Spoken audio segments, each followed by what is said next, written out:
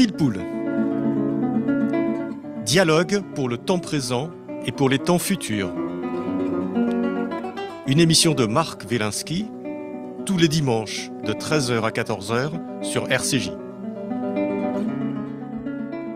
Où va notre monde? Comment mieux le comprendre? Que puis-je faire pour l'améliorer? Que m'est-il permis d'espérer? Aujourd'hui, le dernier néandertalien avec Ludovic Slimak.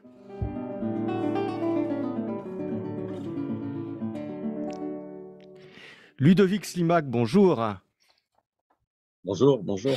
Vous êtes archéologue, vous êtes l'un des meilleurs spécialistes des sociétés néandertaliennes, chercheur au CNRS, auteur de plusieurs centaines d'études scientifiques sur ces populations préhistoriques. Vous avez dirigé des missions archéologiques de l'équateur au cercle polaire, au cours desquelles vous pistez inlassablement le Néandertal pour nous livrer votre regard sur ces lointaines populations. Pas si lointaines d'ailleurs, nous le verrons. Alors votre regard est dissonant, il est dérangeant, il interroge profondément la nature de cette humanité néandertalienne, tout autant que notre manière de la concevoir et les raisons de sa mystérieuse extinction. Dans votre dernier ouvrage, Le dernier néandertalien, paru chez Odile Jacob, vous racontez comment, alors que vous fouillez sans relâche depuis 30 ans une petite grotte, la grotte Mandrin, dans la vallée du Rhône, un jour, vous êtes tombé sur 9 dents. 9 toutes petites dents d'enfants. Et à partir de ce moment-là, toutes les cartes ont été rebattues sur ce que l'on savait, ou plutôt que l'on croyait savoir, au sujet du peuplement de Néandertal et de Homo sapiens, son successeur, l'homme moderne, si vous préférez, et surtout de la rencontre, car Néandertal et Sapiens ont vécu côte à côte pendant des millénaires. Qu'est-ce qui a bougé à ce moment-là, au moment où vous avez trouvé dans cette grotte ces petites dents d'enfant?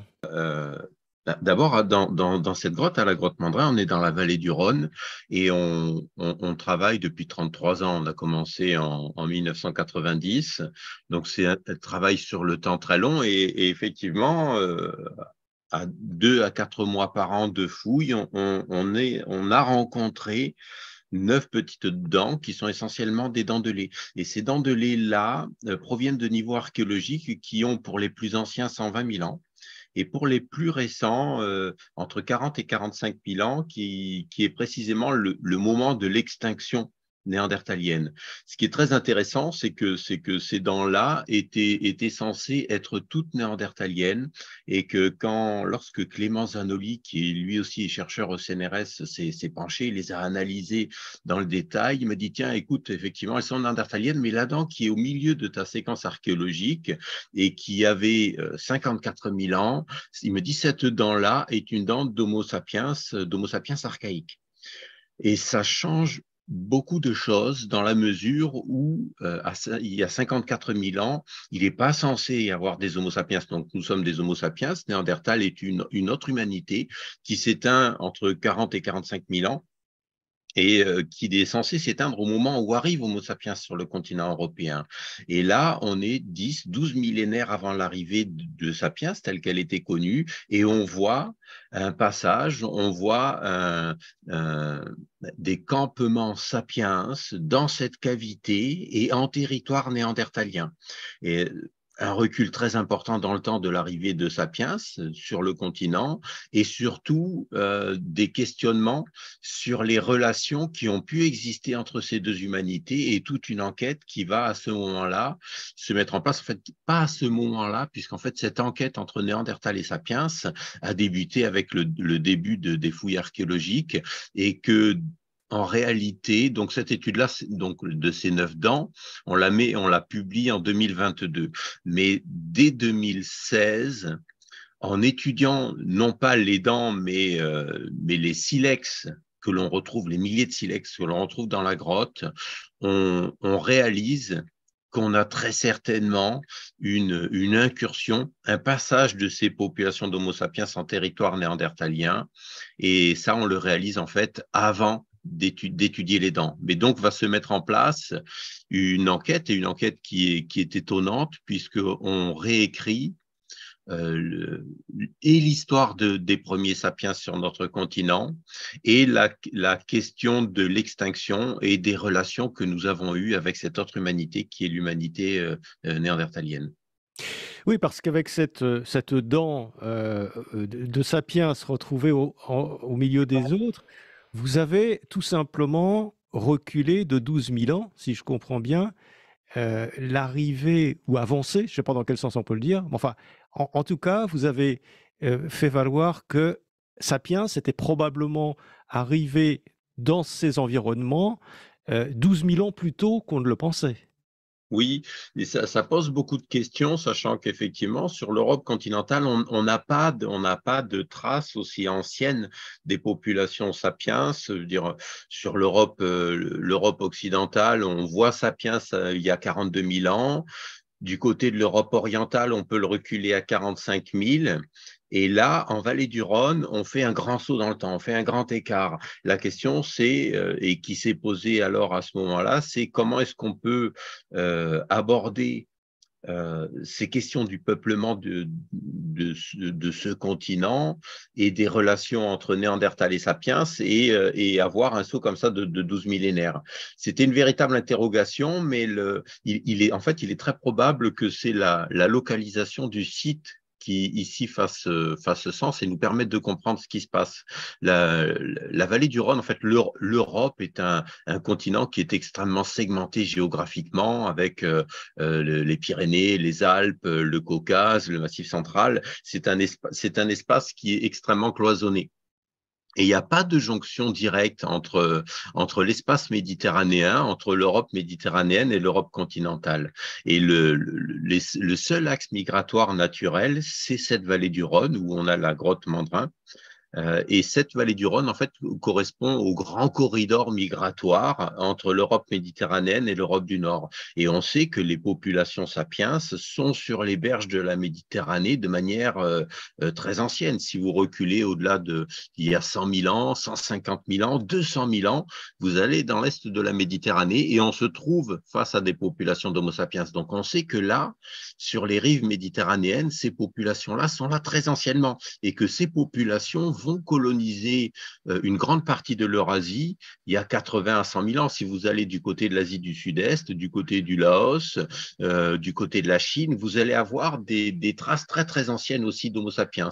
Et c'est l'arrivée tardive de Sapiens en Europe qui est plutôt une énigme, effectivement, une arrivée seulement au 42e millénaire. Et là, c'est très certainement le, la présence de Néandertal qui peut certainement expliquer cette arrivée très tardive de Sapiens sur le continent. Dans la vallée du Il Rhône, était mieux implanté, Sapiens. Néandertal était mieux implanté et peut-être a réussi à endiguer un petit peu l'arrivée des sapiens dans cette région de l'Europe. oui, je ne sais pas si on peut parler d'endiguement, mais effectivement, ces territoires européens sont très certainement densément occupés par ces populations néandertaliennes.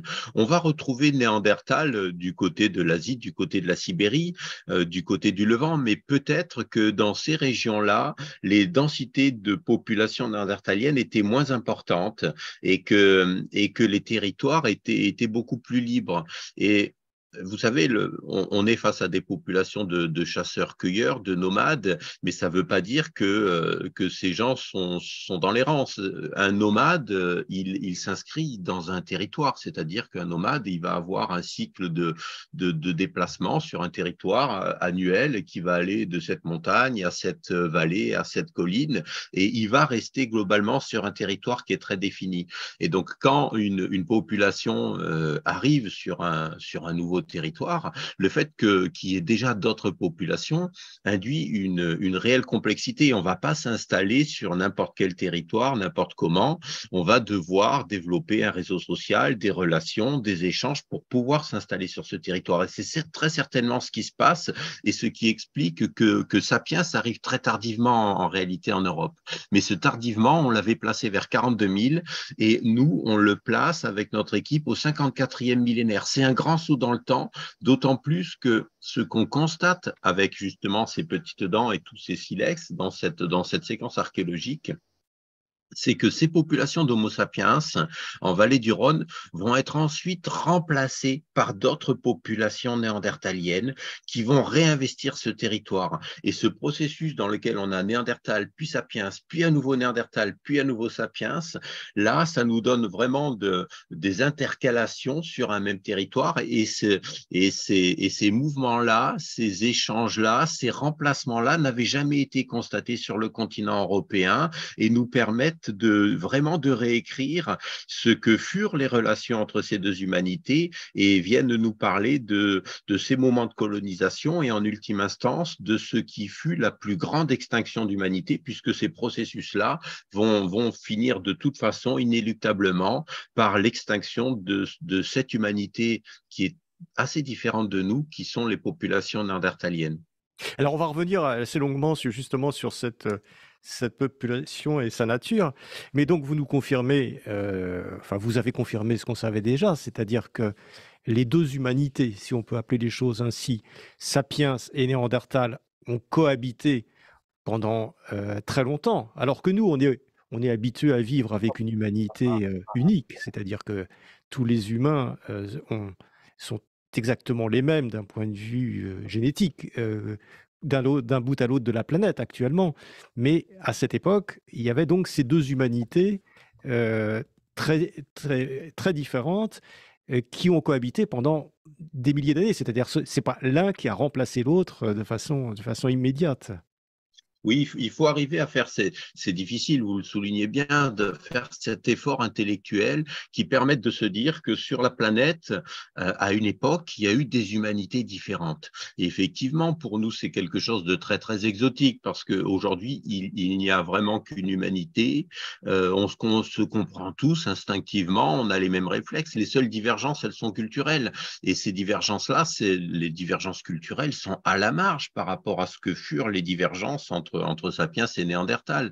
Il faut bien comprendre qu'entre ces deux humanités, il y a quelque chose comme un demi-million d'années de séparation génétique. C'est extrêmement important. Si vous prenez un chien et un loup, vous avez moins de 50 000 ans. Donc, vous avez la différence entre l'exemple que je prends traditionnellement, c'est vous prenez un caniche et un loup, c'est 50 000 ans de divergence génétique. Si vous prenez Néandertal et Sapiens, c'est 10 fois cette mesure. C'est un demi-million d'années, 500 millénaires. Et donc, effectivement, il faut se poser la question de ce que furent ces humanités. Et cette question-là est intéressante. On pourrait dire, vous savez, des gens qui s'intéressent à Néandertal, c'est une personne sur 1000 ou une personne sur 10 000. Donc, ça ne va pas vraiment dire, les gens, ça titille quand même. On dit, tiens, c'est bizarre cette histoire de Néandertaliens. Mais finalement, bon, ils sont morts et qu'est-ce que ça nous apporte? Je pense qu'en réalité, c'est ce que j'ai voulu définir dans mes deux livres, le dernier Néandertalien et le livre que j'avais écrit l'an dernier, Néandertal nu. Et dans ces deux livres, en fait, j'essaie de définir Néandertal et définissant Néandertal, je pense que ce qui est très important pour nous, c'est que je crée un miroir qui va permettre nous de nous positionner, nous sapiens, de nous positionner, de nous comprendre et d'essayer de définir ce que nous sommes. Vous savez, au XXe siècle, on a eu un très grand penseur qui s'appelait Georges Dumézil, qui faisait de la mythologie comparée, qui était un linguiste qui connaissait plus de 20 langues différentes différentes. Et il avait cette phrase extraordinaire, c'était un des maîtres de Lévi-Strauss, il disait pour bien comprendre quelque chose, il faut le comprendre il faut le comparer à autre chose. Et là, quand on se penche sur Homo sapiens, vous savez, on passe notre temps à essayer de nous comprendre. Hein, c'est l'objet de toutes les sciences, c'est l'objet de la philosophie, c'est l'objet de toute forme de pensée. On essaie de comprendre ce qu'on est. Et pour comprendre ce qu'on est, ben, on se compare au règne animal, on fait partie du règne animal, on est une forme du règne animal, et donc on se compare aux autres animaux. Et quand on fait ça, on prend ce qui est le plus proche de nous, et généralement on prend les grands singes, et on dit, bon, si je prends les macaques, les babouins, ou les gorilles ou les chimpanzés, quels sont les éléments qui me rapprochent de ces formes vivantes et de ces formes d'intelligence. Et généralement, effectivement, quand on prend ces comparaisons, effectivement, ça met Homo sapiens sur un piédestal parce que on a, vous savez, avec les grands gorilles, on a 10 à 15 millions d'années de divergence. Et donc, effectivement, si on se penche, on dit, regardez, quelle créativité extraordinaire il y a chez Homo sapiens, regardez ce qui se passe dans le règne animal par ailleurs. Je pense que là, en fait, les termes de la comparaison ne sont pas très bons. Ils ne sont pas très bons parce que ces formes animales-là sont trop loin de nous. Et maintenant, quand on prend Néandertal, on se trouve face à des formes humaines qui ne sont pas séparées de nous par 10 millions d'années, mais par 300 à 500 000 ans, et qui ont disparu il y a seulement une quarantaine de millénaires. Ils viennent de disparaître. Et quand on se dit, là, peut-être qu'on a quelque chose qui nous permettrait de nous comparer, de nous définir et d'avoir un miroir pour savoir ce que nous sommes. Mais pour ça, il faut définir ce qu'est Néandertal. Et ça a été l'objet de mes 30 années de recherche sur ces populations, et en particulier en me tournant sur leurs artisanats, non pas à essayer de me Alors pencher. oui, juste une chose, Ludovic Slimak, parce que vous n'êtes pas un archéologue comme les autres. Souvent, les archéologues, voilà, nous font des échelles, nous essayent de nous faire comprendre ce que c'est 45 000 ans, 50 000 ans, 200 000 ans, etc. Et vous avez une approche dans vos livres qui est différente. J'ai l'impression que ce que vous essayez de faire, c'est de vous mettre à la place, en fait, des Néandertals. Vous essayez de penser le monde comme pourrait penser un Néandertalien. Comme si vous étiez toujours en espèce de sympathie pour les Néandertaliens et vous posez en permanence la question comment le Néandertalien a pu se comporter face à Sapiens, face à ces gens qui sont arrivés avec une toute autre idéologie. Donc c'est très fascinant ça. Vous prenez en fait la vision du monde un peu à l'origine de tout ce qui a pu arriver à ces êtres. Oui, en fait, ce qui m'est apparu, connaissant les écrits de tous mes collègues depuis 150 ans, donc qui font de la recherche sur Néandertal, ce qui m'est apparu de manière extrêmement flagrante, c'est que systématiquement, on a voulu placer Néandertal par rapport à nous sur une échelle, c'est-à-dire le mettre soit en infériorité en disant c'est une humanité qui est inférieure, soit simplement au contraire pour dire mais regardez, on a eu un regard raciste et en fait il est comme nous. Et cette mise en balance, en fait, c'est toujours Sapiens qui est au centre. Et quand on a parlé de Néandertal jusqu'alors, il m'est apparu qu'on n'a fait que parler de Sapiens et qu'on est passé à côté du sujet, que quand on a dit regardez finalement il est comme nous, et on continue encore, les dernières études les plus récentes continuent encore à dire regardez finalement il est comme nous, dans ce finalement il est comme nous, il y a je pense le grand piège qui nous interdit de penser toute forme d'altérité, toute divergence. Et alors, je ne pense pas que ce soit de la sympathie parce que, non pas que le Néandertal ne me soit pas sympathique, mais si je l'abordais avec sympathie, moi-même, je me mettrais dans une forme de piège qui m'empêcherait d'avoir le recul et de le regarder de manière un petit peu froide et un petit peu distanciée. Donc, ce que j'essaie de faire, c'est d'essayer de le prendre pour ce qu'il est et non pas pour ce qu'on voudrait qu'il soit. Et ce qu'on voudrait qu'il soit, c'est aujourd'hui, je pense, une grande partie de la communauté scientifique, c'est de dire, regardez, il est comme nous. il y a dans cette phrase-là, dire toutes les grandes expos qu'on a vues dernièrement au Musée de l'Homme, etc., sur Néandertal, récentes, je ne vous parle pas de ce qui s'est passé il y a 50 ans, on a fait des poupées de cire dans lesquelles on a fait des représentations de Néandertal qui étaient exactement nous, et nous occidentaux, en costard-cravate, en poinçonneur de métro, etc. Et ça, c'est ce que j'ai pointé dans mon bouquin, dans Néandertal nu, c'est le grand piège.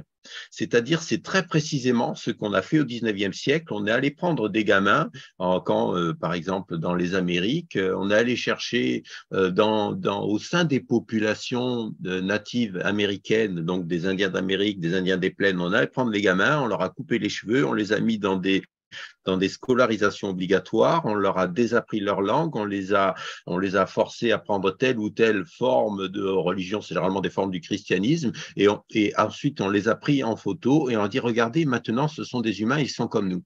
Et ces processus-là, dans lesquels, pour que tu sois humain, tu dois être comme moi, en fait, c'est la véritable définition du racisme. La définition du racisme, c'est pas je n'aime pas la différence. C'est pour que tu sois humain, tu dois être comme moi. Et effectivement, on pourrait dire ce qu'on a fait dans les colonies ou dans les Amériques, c'était au 19e siècle ou au début du 20e siècle, et aujourd'hui, c'est plus d'actualité. En fait, aujourd'hui, quand on prend un néandertalien, qu'on en fait une poupée de cire, qu'on le rase de près et que on l'habille en poinçonneur du métro, on fait exactement ce qu'on a fait avec ce pauvre Tom Torlino. C'est une photo que j'ai mise dans Néandertal nu. Tom Torlino, on a une photo du 19e siècle d'un gamin, c'est un Indien des plaines avec ses longs cheveux, ses parures d'Indien qui sont absolument merveilleuses. Et puis on a une photo quelques années plus tard, il est en costard-cravate et les cheveux coupés, et maintenant il va à l'école, et en fait il a perdu tout ce qui faisait sa particularité, tout ce qui faisait sa culture, et à l'époque on a fait ça au 19e siècle pour essayer de dire, regardez, il faut les respecter, ce sont des humains comme nous. Et aujourd'hui, on fait ça, on pourrait dire, oui, mais mon Dieu, c'est complètement décalé. Et en fait, aujourd'hui, on est en train de faire ça avec Néandertal sans aucun recul. Et donc, mon approche est pas tant empathique vis-à-vis de Néandertal que de la tentative d'essayer de mettre en évidence qu'on a, pour l'instant, on n'a toujours pas pensé Néandertal. Ce qu'on a pensé, c'est Sapiens, et ce refus que nous avons, et en particulier depuis la Deuxième Guerre mondiale, de se dire qu'il puisse exister des formes de divergence et de différence au sein des populations humaines. Effectivement, aujourd'hui sur Terre, il n'y a qu'une humanité, et on a ce traumatisme des horreurs du XXe siècle, parce que, en fait, les pensées du XXe siècle, le nazisme nous a amené à hiérarchiser les humanités. C'était la folie la plus pure et nous a amené aux génocides les plus abjects. Et cette histoire du XXe siècle nous interdit aujourd'hui, en reculant dans le temps, et là où on sait qu'il y a eu d'autres humanités, d'autres populations, de concevoir ces humanités pour ce qu'elles furent. Et donc, on les limite et on les contraint en nous-mêmes, parce que dans notre histoire, le fait de pouvoir aborder une humanité en se disant, elle est peut-être différente et elle a peut-être ses particularités, quelque chose aujourd'hui, cette manière-là représente aussi certainement un tabou dans nos regards. Et Ludovic Slimak, vous donnez des pistes quand même, parce que vous nous parlez par exemple, de l'artisanat néandertalien.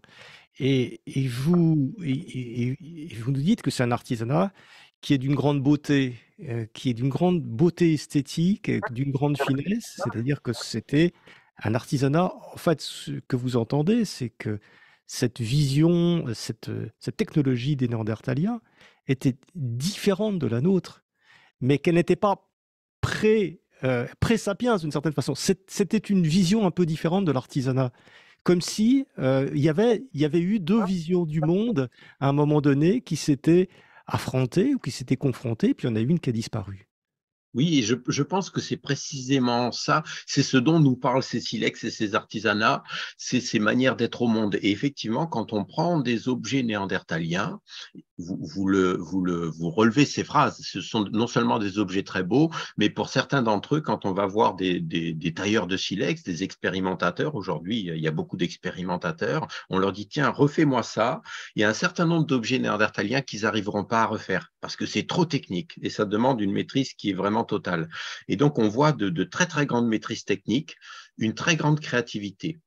Ça, c'est ce qu'on voit chez Néandertal. Chez Sapiens, on a aussi une très grande beauté de l'objet. Par contre, il y a des qualités en plus. Et ces qualités en plus, enfin, c'est pas qualité dans le sens qualitatif, hein, c'est des propriétés en plus. Les propriétés qui sont divergentes entre les artisanats sapiens et les artisanats néandertaliens, c'est ce que je définis dans Néandertal nu et qu'on n'avait jamais verbalisé avant, c'est que une fois qu'on a regardé 100 objets sapiens, qu'ils aient 100 000 ans, 50 000 ans ou des objets actuels dans un artisanat donné, quand vous avez vu les 100 premiers objets, les 100 000 derrière sont les mêmes.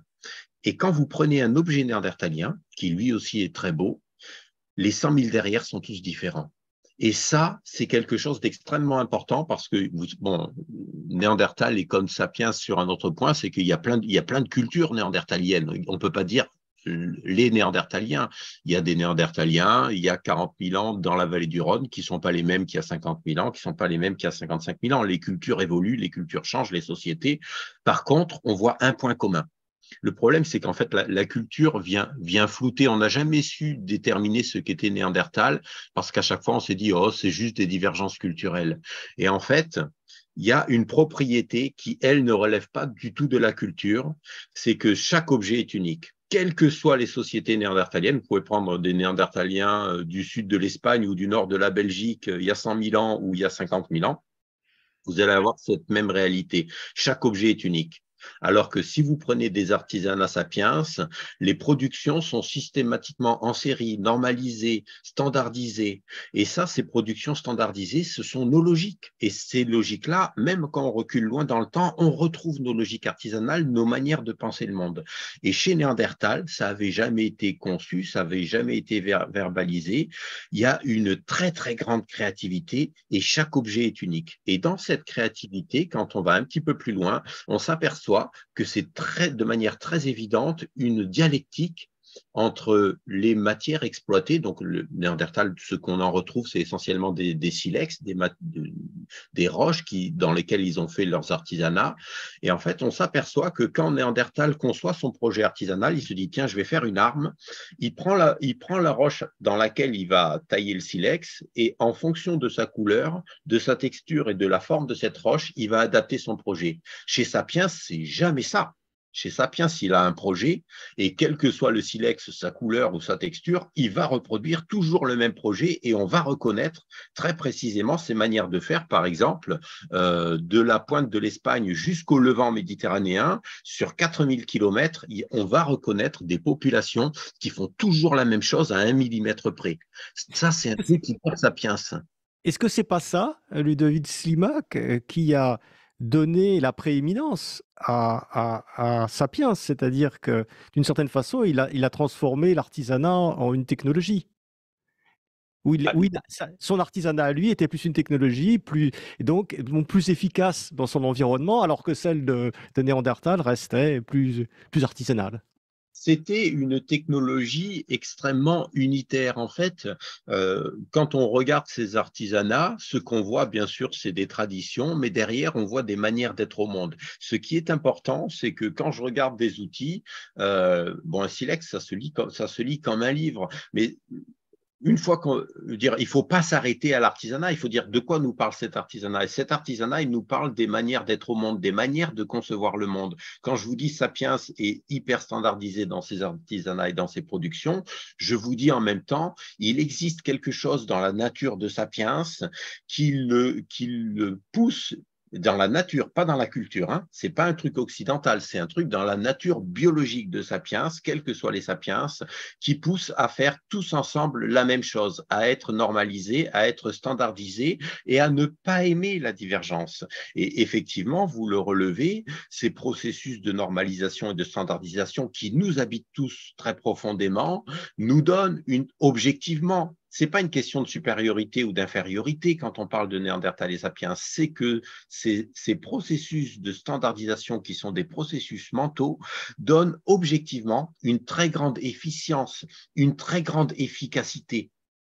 à nos populations et à nos ancêtres. Effectivement, quand on veut tous faire tous ensemble la même chose, effectivement, on est super efficace, mais c'est l'efficacité de la termitière ou de la fourmi ou des abeilles. Vous voyez, il y a dans le règne animal des populations animales qui sont comme ça, qui sont organisées dans des sociétés hyper normalisées. Ces sociétés hyper normalisées, par exemple des fourmis ou des termites, sont hyper efficaces. Quand on se tourne vers Néandertal, on n'a pas cette normalisation. Euh, euh, oui, on parlait de la différence avec, entre l'artisanat néandertalien et l'artisanat sapiens. Alors, je voulais vous poser une question à propos de ça. Est-ce qu'il n'y a pas, aussi, parmi sapiens, est-ce qu'il n'y a pas un peu les deux tendances aussi? Est-ce qu'il n'y a pas des tendances de population qui vivaient de façon artisanale et on imagine par exemple, et vous y faites allusion, parce que votre livre, il parle de la préhistoire, mais il parle de nous aussi, il parle de notre disparition possible, il parle de la disparition des sapiens possible.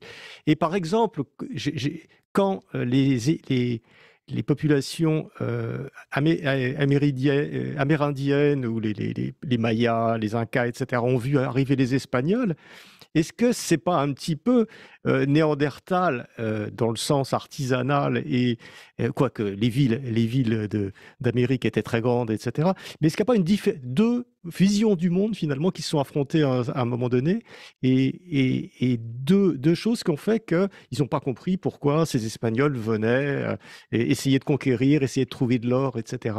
Est-ce que ça se joue pas aussi dans l'humanité elle-même, dans l'humanité sapiens? Je pense que tout va se jouer pour comprendre cette question. C'est la grande question, hein, c'est la dernière grande extinction de l'humanité, donc ça doit nous interroger. C'est quelque chose qui peut-être nous attend, ou j'allais dire même fondamentalement doit nous attendre quelque part. La question, le miracle, c'est pas comment dire. Aujourd'hui, il reste qu'une humanité. Ça veut dire que quand on retourne dans le passé, il y avait beaucoup d'humanité, beaucoup de formes humanoïdes différentes, et aujourd'hui, il en reste qu'une. La question, c'est pourquoi celle-ci a survécu. Et effectivement, je pense, quand on se penche sur les artisanats, les technologies ne nous parlent pas simplement des traditions de ces populations, mais vont nous parler de notre manière d'être au monde, de notre manière de concevoir la réalité du monde. Et quand on se tourne sur les artisanats sapiens, y compris sur des artisanats très anciens, on voit que nos ancêtres, nos populations sapiens sont hyper normalisées, hyper standardisées dans leur manière de concevoir leurs outillages et donc dans leur manière d'être au monde. Alors que chez Néandertal, chaque outil est unique. Et ces outils-là, en fait, quand le Néandertal a des traditions qui sont tout à fait remarquables, mais en fait, l'artisan va à chaque fois adapter son projet artisanal en fonction des roches, des matières qu'il va exploiter. Donc, il y a une forme de dialectique et il y a une très, très grande créativité. Maintenant, la très grande standardisation qu'on voit dans les productions artisanales sapiens, qui est nos processus de standardisation qu'on voit dans les populations actuelles, hein, quand on remonte loin dans le temps, au-delà de 100 000 ans, on retrouve toujours les mêmes. Et ça, je pense que ça a donné à nos ancêtres, à nos populations, objectivement, non pas une question de supériorité ou d'infériorité, c'est pas du tout à ce niveau-là que ça se place, mais ça a donné une très grande efficacité et une efficacité qui, je pense, a tout balayé sur son passage.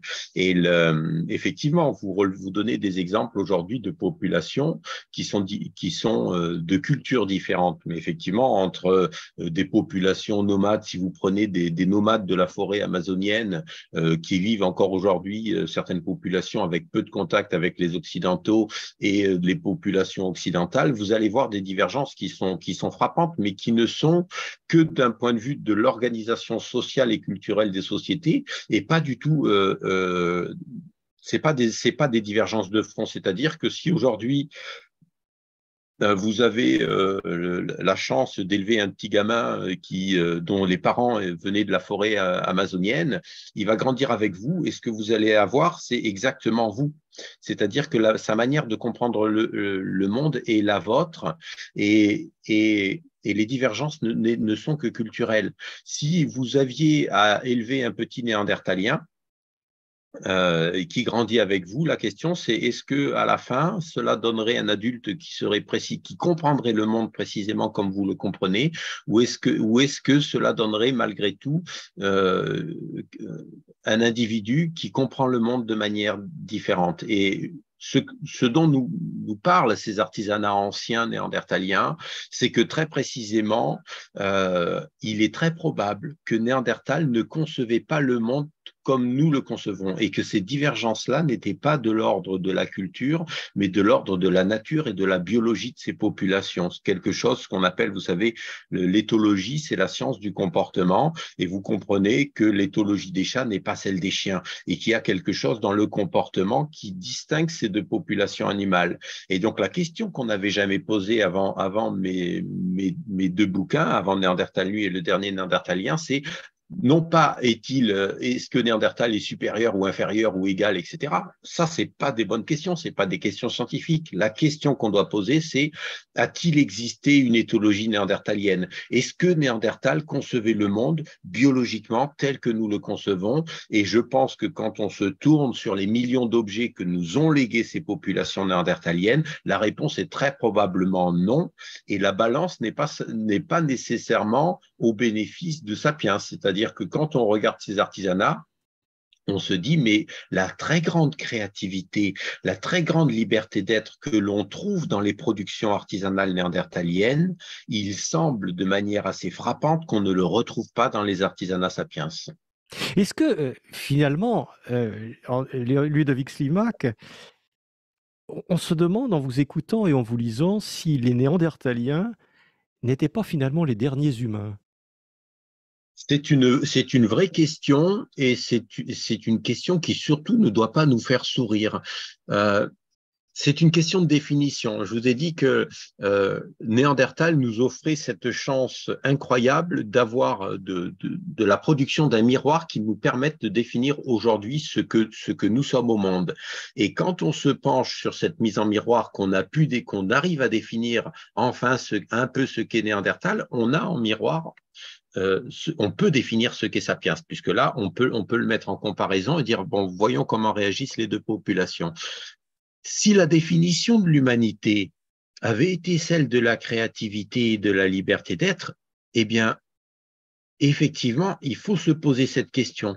Est-ce que les humains, les derniers humains, ne se sont pas éteints il y a 40 000 ans? Et est-ce que ce qu'il en est resté n'est pas c'est-à-dire nous sommes la dernière humanité survivante de nombreuses humanités éteintes. Est-ce que l'humanité qui a survécu n'est pas simplement celle qui est la plus efficace, la plus efficiente? Ok, on est bien d'accord là-dessus. Mais sur le terme de la créativité, est-ce que nous n'aurions pas été très en infériorité par rapport à un certain nombre de ces populations fossiles? Et cette question-là est très importante. Elle est très importante parce que toutes les autres humanités se sont éteintes et se sont éteintes peut-être du fait de notre efficacité, simplement du fait que quand nous avons conquis nos ancêtres, nos populations sapiens se sont installées sur tous les territoires de la planète, du cercle polaire à l'équateur, ont conquis tous les biotopes, ils ont rencontré ces autres humanités qui peut-être étaient moins efficaces que nous le sommes. Et à ce moment-là, elles ont été balayées. Mais la question, c'est est-ce que cette efficacité qui a tout balayé sur son passage, l'efficacité de Sapiens, aujourd'hui, n'est pas en train de tout balayer tout court? Est-ce que Voilà, nous c'est ne ça. Est-ce que nous ne sommes pas à notre tour victimes de notre propre efficacité? est-ce que Sapiens ne va pas être la prochaine victime de Sapiens? Et ça, c'est une vraie question. Tous les biotopes, tous les environnements, on voit un effondrement de toutes les biodiversités et un effondrement face à notre volonté, notre incapacité à ne pas artificialiser le monde. On est en train de tout artificialiser, on est en train de transformer chaque centimètre carré de la planète, les biodiversités s'effondrent et derrière, on est en bout de chaîne. Une fois qu'on aura fait effondrer toutes les formes de biodiversité, est-ce que notre hyper-efficacité va pas au final nous amener nous-mêmes à notre propre extinction? Mais Ludovic Slimak, nous n'avons pas, ou plus exactement, nous n'avons plus d'humanité de rechange. Parce qu'à l'époque où cohabitaient Néandertal et Sapiens, il y avait une humanité. On aurait pu penser que s'il y avait des Néandertaliens quelque part, ils auraient pu nous survivre. Parce que d'une certaine façon, on se serait suicidé par cette efficacité, par cette technologie. Mais là, on n'en a plus, puisque vous dites vous-même que tout le monde, tous les sapiens de la Terre pensent de la même façon. Alors, Il n'y a plus de plan B, vous le il n'y a soulignez plus de bien. plan B, voilà. Il n'y a plus de plan B et donc je n'ai pas voulu finir mon bouquin Le dernier Néandertalien par une image trop sombre. Je dis c'est un livre triste, mais je commence par je commence par une anecdote qui a trait à mes enfants et je finis aussi par mes enfants. Je ne parle pas de mes enfants après dans le livre, mais je veux dire, la première et la dernière phrase s'adressent à mes enfants. Et effectivement, si on dresse ce tableau de Sapiens finalement comme une créature au sombre destin, quand on a des enfants, on ne peut pas écrire un livre comme ça et se dire bah, c'est tout ce que j'offre à mes enfants. C'est une image aussi sombre de nous-mêmes.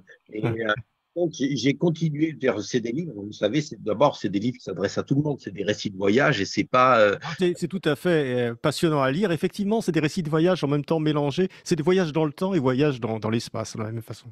Et dans ces récits de voyage, à chaque fois, j'ai ouvert des portes que personne n'avait jamais ouvertes dans la pensée. Je suis arrivé dans des salles auxquelles je m'attendais pas, des salles de la pensée, hein, des géographies de la pensée, et qui m'ont amené à ouvrir d'autres portes. Et dans les dernières portes, je me suis dit, mais bon, maintenant que tu as ouvert des portes qui m'ont étonné, c'est-à-dire la définition est de Néandertal et de Sapiens, je m'y attendais absolument pas. Euh, et je me suis dit, mais alors maintenant, qu'est-ce qui nous attend et où peut nous mener la pensée si on veut offrir un petit peu de lueur et d'espoir à nos humanités. J'espère que je suis resté humaniste. Je n'ai pas voulu dresser comment dire, une vision trop sombre de nous-mêmes. Et donc la question qui se pose quand on a des enfants et quand on aime les humains, je crois que j'aime les humains absolument. J'ai pas d'amour fou pour Néandertal qui m'amènerait à détester Sapiens, surtout pas. Je crois que j'aime vraiment Sapiens et j'aime ce qu'est l'humanité et je le respecte profondément. Et donc, il fallait que je continue à réfléchir en disant, mais alors, quel est l'espoir si nous sommes tous normalisés, tous standardisés, que ces manières de vouloir faire tous ensemble, ça nous a donné l'histoire du XXe siècle dans lequel la société la plus cultivée du XXe siècle était la société allemande, c'était le grand opéra, le grand théâtre, la grande musique, et ça a donné le nazisme. Comment est-ce que les sociétés les plus tournées vers les arts et les sciences ont pu donner les plus grandes atrocités au XXe siècle. Ça nous parle de nous, ça nous parle de quelque chose qui est en nous. Et en fait, je pense que c'est exactement ce que je verbalise dans mes livres, c'est qu'il a suffi que cette volonté de normalisation, de standardisation, de faire tous ensemble la même chose, ça a amené à ce que tout un peuple suive un seul homme dans sa pensée la plus folle. Donc, on a vu toute l'Allemagne suivre Adolf Hitler. Et je me suis dit, mais cette image incroyablement sombre de Sapiens, est-ce qu'elle serait pas vraie dans son antithèse? Est-ce qu'on ne peut pas imaginer un anti-Hitler, c'est-à-dire un individu ou un certain nombre d'individus qui sont beaucoup plus libres dans leur tête, qui sont beaucoup plus créatifs et qui sont très charismatiques et qui vont amener avec eux toutes nos sociétés dans un espoir qui est l'espoir que finalement nos cultures viennent mordre nos natures sapiens, viennent les mordre et viennent nous amener à aimer la diversité, à aimer la liberté d'être, à aimer la créativité et finalement à transformer nos conceptions et nos manières d'être au monde. Est-ce que c'est mon livre fini, c'est ce que j'appelle, c'est l'espoir du mouton noir, c'est-à-dire que des individus peuvent amener toute la société avec eux vers quelque chose de meilleur. Oui, parce que vous dites bien, vous dites à un moment dans votre livre, Ludovic Slimak, que finalement l'effondrement des sociétés humaines, on peut l'attribuer à des phénomènes extérieurs, etc. Une opposition avec, par exemple, entre Néandertaliens et Sapiens. Mais vous dites que l'effondrement des sociétés humaines dépendrait plus de l'implosion de leur sphère mentale. C'est-à-dire que c'est ça qui causerait finalement la fin d'une humanité. Oui, ce qui est très important à comprendre et à concevoir, c'est que euh, nous ne percevons pas du tout la réalité du monde. Ce que nous percevons, ce sont on est une créature un petit peu particulière quand même dans le règne des vivants, en ce sens que ce que nous percevons et ce que nous acceptons du monde qui est autour de nous, c'est ce que nous en construisons mentalement. C'est-à-dire que nos filtres mentaux et culturels sont beaucoup plus prégnants et beaucoup plus importants qu'une réalité objectivée du monde. C'est-à-dire que si les gens nous regardent en podcast ou sur YouTube, etc., on est habillé d'une certaine manière. Peut-être que dans vos studios, là, il fait 25 degrés, il fait super chaud, mais vous allez rester habillé, vous n'allez pas vous mettre tout nu, parce que dans vos cadres mentaux et dans vos cadres culturels, c'est pas quelque chose qui est concevable et acceptable. Et vous vous sentiriez pas à l'aise, là, si parce qu'il fait chaud, vous vous mettiez tout nu. Pourtant, objectivement et rationnellement, s'il fait chaud, il serait rationnel qu'on soit là, tous les deux nus, en train de discuter. Et donc, en fait, ce que j'exprime là, et ce que j'ai essayé d'expliquer dans mon livre, c'est que, en fait, nous sommes tous en tant que société et en tant qu'individus dans des sphères mentales, un petit peu comme, si vous voulez, comme dans Matrix. Vous voyez, on est dans des sphères mentales qui nous permettent de concevoir la réalité du monde et qui ne nous permettent pas de voir au-delà. Et que, étant prisonnier de ces sphères mentales, qui sont des constructions culturelles, je veux dire, il n'y a aucune réalité. Je veux dire, si vous allez voir un papou de Papouasie-Nouvelle-Guinée, pour lui, il sera normal d'être tout nu avec un étui pénien sur le sexe. Et ça sera aussi simple et normal. Et si vous allez voir un papou, vous allez être en short parce qu'il fait chaud, et lui, il va vous regarder dans votre short, il va dire, ben, il est bizarre celui-là, et vous allez regarder l'autre avec son étui pénien, dire, bon, il a quand même une drôle de tête. Et c'est normal parce que l'un et l'autre, ben, vous n'avez pas les codes de l'autre, et donc vous avez des réalités et des conceptions du monde qui sont étanches à l'autre. Et ce que j'ai expliqué dans le dernier Néandertalien, c'est qu'on ne conçoit jamais la réalité, on ne conçoit jamais même, on n'est pas en capacité de se mettre dans la tête si vous êtes européen, vous n'êtes pas en capacité de vous mettre de ce qui se passe dans la tête d'un papou. Et là, on est que face à des différences culturelles. Et donc, je pense que ces éléments-là, ces éléments de construction du monde, sont les éléments qui vont nous permettre de comprendre. Le sous-titre du dernier Néandertalien, c'est comprendre comment meurent les hommes. C'est pas comprendre comment meurt Néandertal, c'est comprendre comment meurent les hommes. Et donc, la question des extinctions, des effondrements de société et d'effondrement, d'extinction d'humanité, je pense, c'est quelque chose qui se structure à partir de nos constructions mentales. Et effectivement, quand des sociétés radicalement différentes, c'est ce qu'on a vu dans toutes nos colonisations, quand on a deux sociétés qui se rencontrent, il n'y en a pas une qui est supérieure à l'autre. En revanche, il peut y en avoir une qui, dans certains cadres de ses activités, peut être plus efficace qu'une autre. Et ce qui se passe au moment où deux sociétés se rencontrent et que l'une est objectivement plus efficace, par exemple pour chasser, bon, effectivement, quand on a des fusils, ça peut être plus efficace que des lances.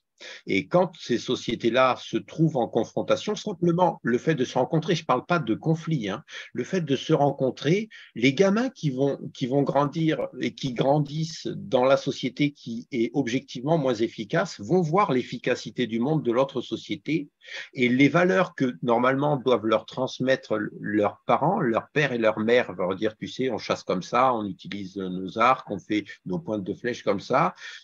Les gamins qui, eux, vont voir en même temps l'autre monde, le monde différent. Par exemple, si on parle de la colonisation, vont voir les conquistadors et vont voir les Européens qui arrivent sur ces territoires. Ils vont voir des populations qui font différemment et qui font différemment en étant hyper efficaces.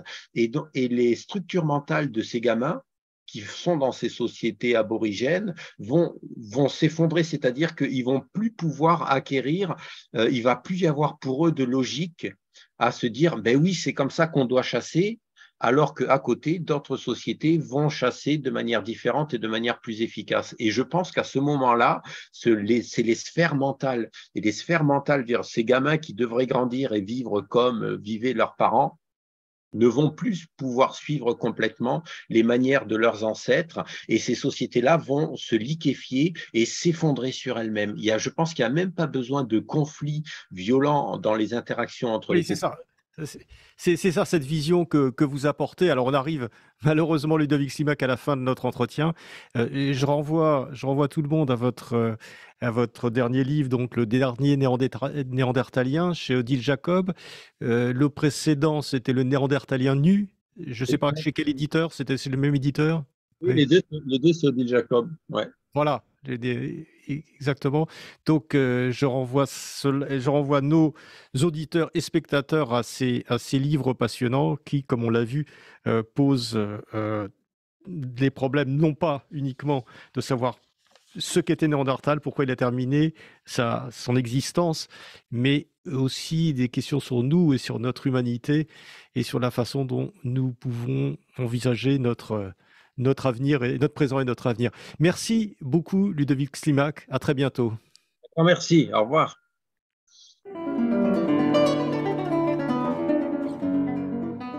C'était Pile Poule, une émission de Marc Wielinski, que vous pouvez retrouver en podcast sur le site de Radio RCJ et sur les différentes plateformes, ainsi que sur YouTube.